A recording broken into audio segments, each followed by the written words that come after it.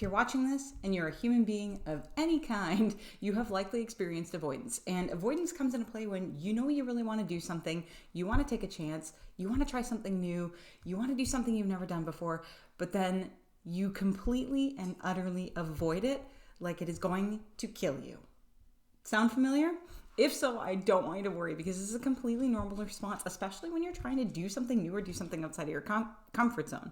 Let's see if I can talk this morning. But avoidance is a fear-based response. It is rooted in anxiety, meaning if you do that thing. So let's take, for example, you want to start painting, and you have a real interest in it. You're really passionate about it. It's something you used to do when you were really small and you really got a lot of joy out of it. But somewhere along the way, you were told you weren't great at it, or you're not an artist, or something of this nature.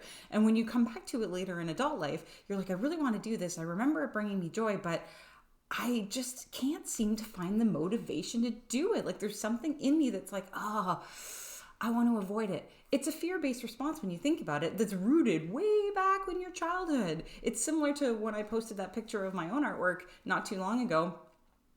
Me not exploring that creative side of me was an avoidance tactic. It was a fear-based response because I had always been told I wasn't artistic. And the same goes for you. So anytime you are avoiding something, I want you to really stop and ask yourself, why am I avoiding this? Where is the anxiety coming from? What am I afraid of? Because this is what it all boils down to. Avoidance is because you're scared. And that's okay, because it's a completely normal response. And I want to validate that and make sure you're not shaming yourself for feeling shame, or for feeling fearful or avoiding something, because this is a natural human reaction. Anytime you do something that you're not used to, your ego mind is going to be like, nope, you don't know how to do that. You better just avoid it. And it starts giving you like a stress-based response. You might even start having like butterflies in your stomach.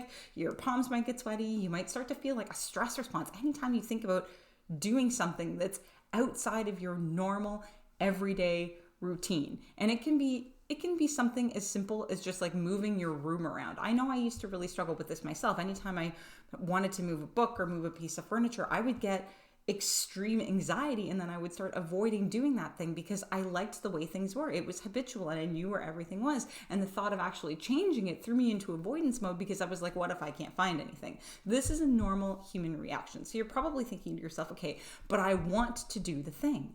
I don't want to avoid doing the thing. I want to do it. So what do I do, Denise? What is it that I do? And the answer is kind of pretty obvious and really simple. You have to do the thing. Even if you're like, I don't want to, please don't make me. I'm so scared. What if it turns out horribly? What if it doesn't turn out at all? What if it sucks? What if I'm not great at it? And this is especially true when it comes to like putting yourself out there in terms of like finding a new job, or going for a promotion at your work. You're going to be like, I don't even want to get my resume ready, because what if it sucks? And what if my boss is like, what are you even doing right now? The goal to dealing with avoidance is just putting one step in front of the other. And one of the tactics and strategies I give to my own clients is I say to them, listen, put a 10-minute timer on the clock. Everybody has 10 minutes. I don't care who you are, the busiest mom on the planet, you can cultivate and find 10 minutes in your day to start making small baby steps towards the thing that you want to do, no matter what it is. So if it's the art example, maybe for 10 minutes you gather supplies. You get your paper, you get your pencil crayons, you set up your workspace. And if the 10-minute timer goes off and you're like, you know what, that's all I got for me today, and all you did was gather your supplies, boom, you are victorious. You have already made one step toward not avoiding and doing the thing that you actually want to do. Sometimes you got to break it up into the smallest of chunks so it's less overwhelming for you, and you will get there eventually. Maybe on day 2, in your next 10 minutes, you sit down and you pick up that pencil crayon and you put it on the paper and you see what comes out. And when the 10 minutes goes off, you're like, that's all I got for today. Perfect. Again, you're victorious. Break this down into small chunks.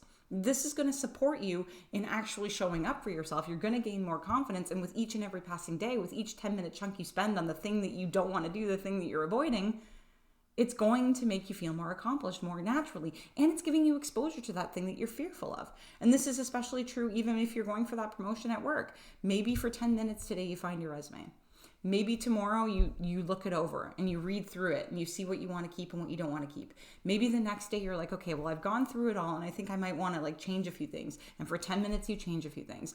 By the end of a week, in 10-minute chunks, I can't get my words out today. In 10-minute chunks, you have made progress. And that progress is going to make you feel naturally more confident. And as you feel more confident, you're going to feel more excited and more ready to do the thing that you were avoiding in the first place.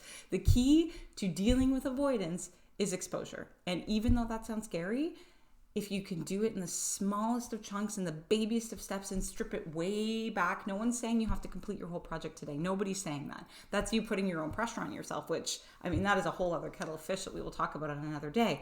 But don't let that fear throw you into avoidance mode. You've got this. You've just got to break it down into the smallest, most manageable chunks possible. So the question for you today is, what have you been avoiding? And what can you do in 10 minutes today to start getting that thing or moving towards that thing? So food for thought, something to think about. But with that, I hope you are happy. I hope you are healthy. I hope you're avoidant. I hope you are abundant, not avoidant. Oh my gosh. Okay. And of course, make it a great day. Make it a great day, make it a great day. This is me setting my 10-minute timer on my phone so I can stop avoiding and get things done. I'll see you soon.